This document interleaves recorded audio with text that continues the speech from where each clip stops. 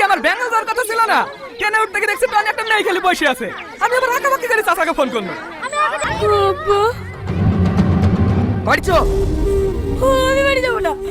আমি টনিকে বিশাল ভালোবাসি। আরে আরে, গায়ে হাত তুলছো কেন? গায়ে হাত তুলে কি সবকিছু সমাধান হয়ে যাবে?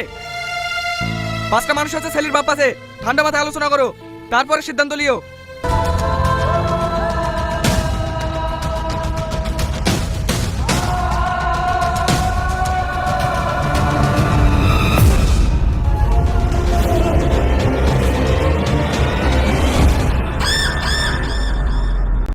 প্রিয় দর্শক, বিচ্ছেদ পার্ট 2 আপলোড করা হয়ে গেছে, আপনারা দেখে আসতে পারেন।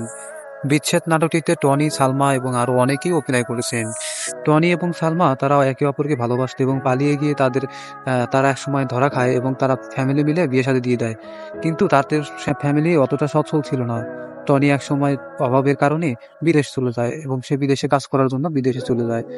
এদিকে সালমার বাবা মা তাকে বাড়িতে নিয়ে আবার নতুন করে লেখাপড়া ভর্তি করে দেয় এবং সে লেখাপড়া করতে থাকে।